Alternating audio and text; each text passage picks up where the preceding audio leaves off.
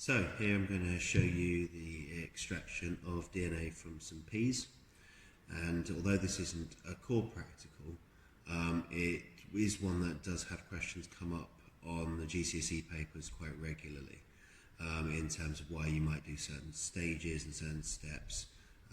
So it's well worth having a look at seeing it be done. So the first thing that we need to do is we need to measure out some of our ingredients. We create what we call a buffer solution, and the buffer solution comprises 100 millilitres of water, some washing up liquid and some salt. So I'm just going to use distilled water here, squeeze it from the bottle here. One of the important things to note once we're taking our water into our measuring cylinder as it gets to towards the 100 millilitre mark is we just need to make sure that we are getting down to eye level to make sure that we're getting just the right volume and looking at the bottom of the meniscus, which is the curved line there. So we take the bottom line of that and we know that therefore we have 100 millilitres. That goes into our beaker along with already pre-prepared and weighed out 3 grams of just ordinary salt, which goes into here, and 10 millilitres or 10 centimetres cubed of just ordinary washing up liquid, which is used as a detergent. Now, the reason why we use these in our buffer solution is that they help to break down the cell membranes and the nuclear membranes. That's what the detergent does. It helps to break down the lipids in the membranes, and the salt will help the DNA actually stick together and give us a sort of a clumping effect, which is what we want to be able to see by the end of the experiment. We want to be able to see our strands or strings of DNA, which will look like a white sort of cloudy precipitate that will float within the liquid of our mixture. So we're just going to create our buffer solution, so it's just water and salt and the detergent. We're just going to give it a bit of a stir just to mix them all together. We don't want to necessarily make it frothy. We just want to make sure that it's well combined together. And into that we're then going to put our weighed out measure of peas. We're going to use 100 grams of just ordinary garden peas, and we're going to put those into our buffer solution, as so. We'll try and make sure we get them all in.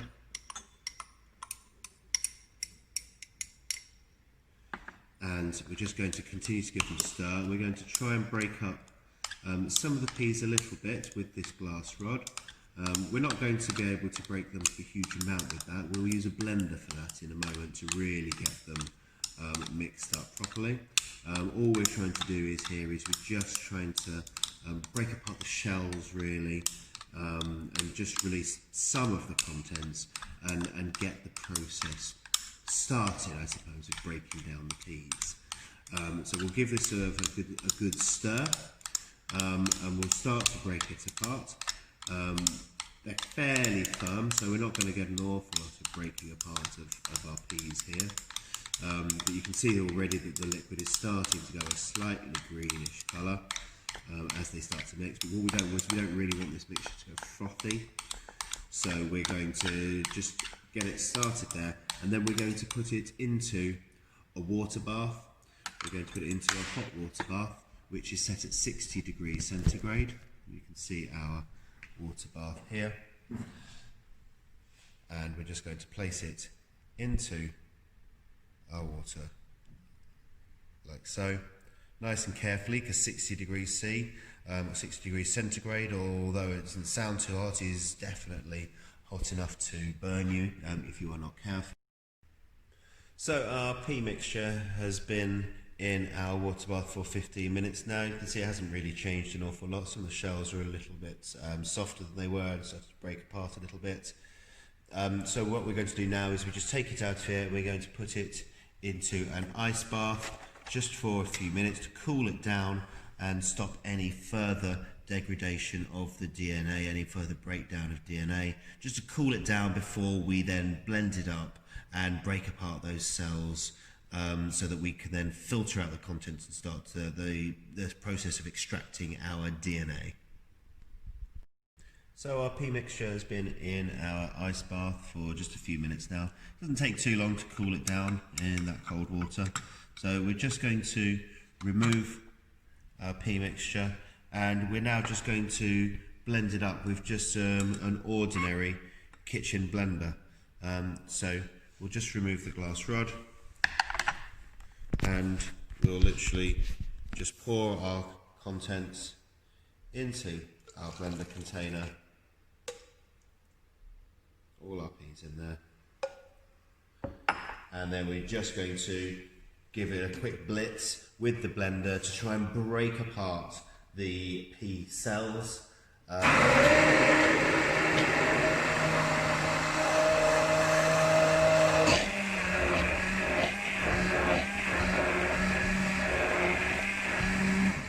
It doesn't take too much blending. Again, we don't want it to get too frothy. That's already pretty good. We'll just give it a quick final blast. And that will be sufficient for the blending. And at that point now, all we need to do is put our mixture into a funnel with a piece of kitchen roll, which we'll use as our filter. We're not going to use regular filter paper here. It's a little bit too fine, and we want something that's a little bit more porous to let a little bit more of the contents through. But what we've done here with the blitzing of the pea mixture is we've broken apart the cells, and now what we need to do is we need to remove the larger, more solid parts of the cells, like things like the cell walls, and various other organelles, chloroplasts, etc., that will be in there. And so we're just going to pour a little bit of our contents into our funnel. We'll hopefully see it start to drain through. So we now have our filtrate.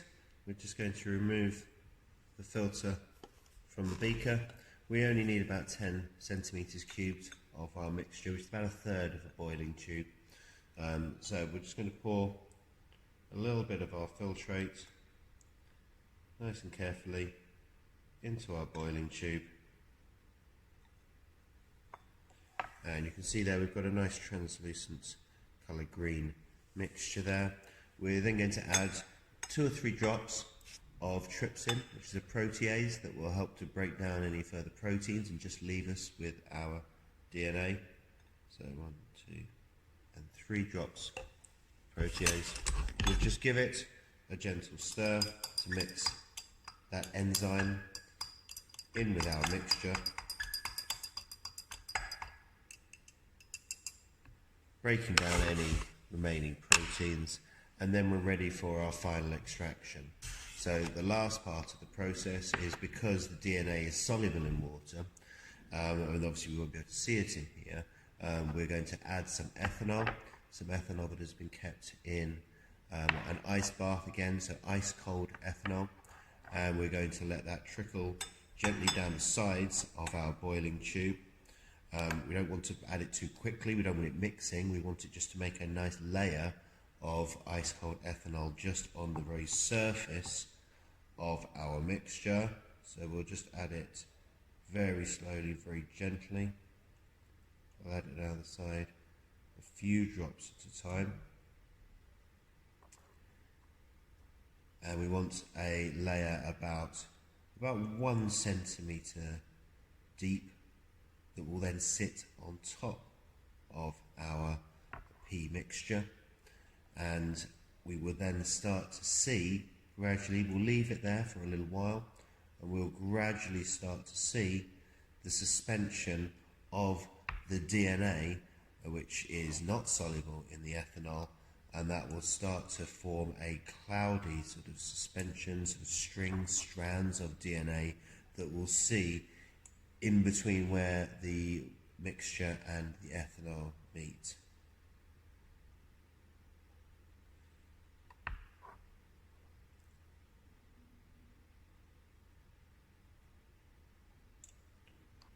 So I'll keep adding a little bit more.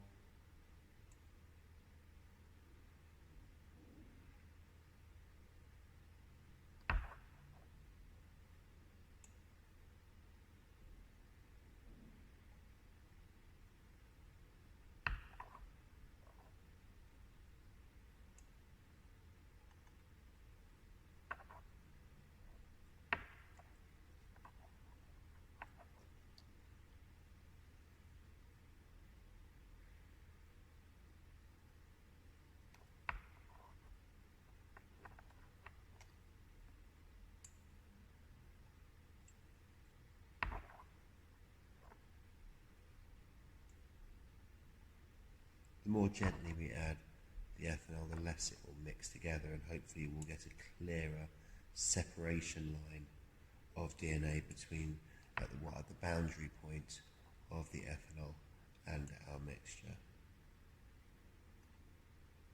It's probably about as much as we need.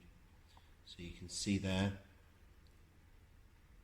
that we've got a lovely, nice, translucent, transparent in fact, layer of ethanol that you can see right through, and you can already see, in fact, just in the first few seconds, you can see that kind of fluffy layer on the surface there, and that is our layer of DNA starting to form.